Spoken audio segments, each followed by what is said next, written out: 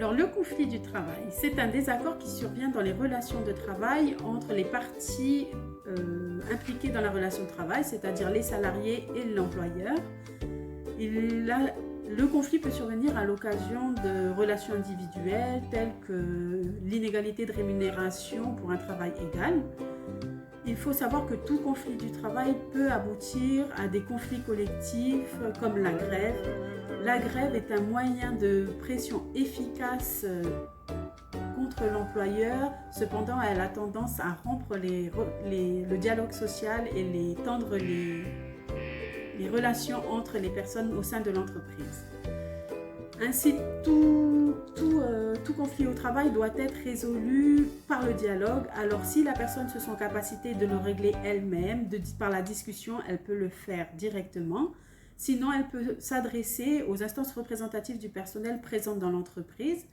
On trouve le délégué du personnel pour toutes les questions relatives à l'application de la réglementation, le délégué syndical pour défendre toute revendication, le CHSCT pour les questions de sécurité, santé, sécurité au travail, et enfin le comité d'entreprise pour tout ce qui est relatif au fonctionnement de l'entreprise.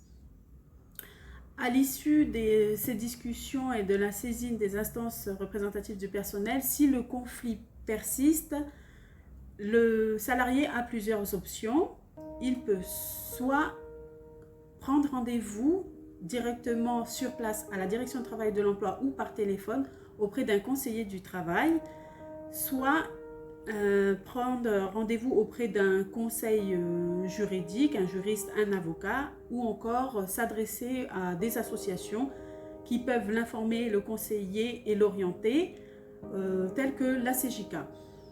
Alors, quel que soit le moyen emprunté, cela aboutira à orienter le salarié soit vers l'inspecteur du travail qui pourra intervenir auprès de l'employeur, procéder à des contrôles et pourra éventuellement dresser un constat d'infraction qui sera transmis au procureur de la République.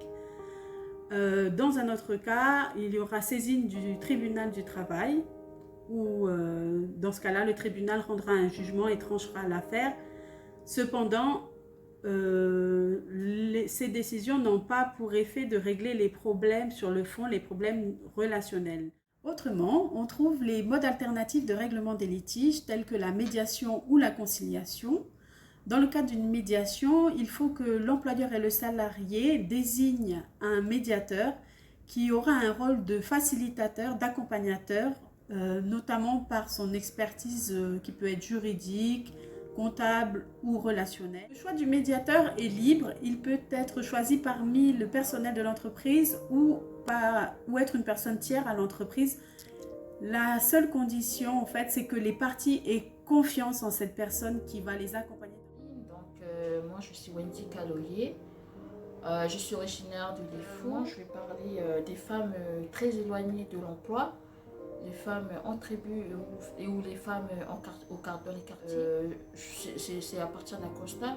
Donc, j'ai constaté dans les tribus ou aussi dans les quartiers que les femmes, la plupart des femmes, ils n'ont pas d'emploi ou ils ont un emploi à temps partiel. Donc moi, je voulais les encourager à se former, c'est qu'une femme soit indépendante, parce qu'à partir de là où la femme elle est indépendante, il y a aussi une liberté. Donc cette liberté-là, la liberté de la femme, elle se sent libre dans son foyer. Pourquoi? Parce qu'elle est indépendante en elle-même. Donc la formation, oui, c'est très important aussi pour la femme. Toutes femmes peuvent réussir, oui. Là, on est vers l'indépendance, enfin, on en parle de l'indépendance de la Nouvelle-Calédonie, du Kanaki Nouvelle-Calédonie. Mais la femme, elle, déjà, qu'elle soit indépendante en elle-même. Wendy, c'est quoi le problème des femmes aujourd'hui très éloignées de l'emploi? Donc, pour moi, il y a un manque de confiance en soi chez les femmes ou chez les jeunes femmes. Et pour pouvoir pallier à ce manque de confiance en soi, il faut se former. La formation, c'est manque de motivation. Non, c'est pas la motivation, c'est l'accessibilité à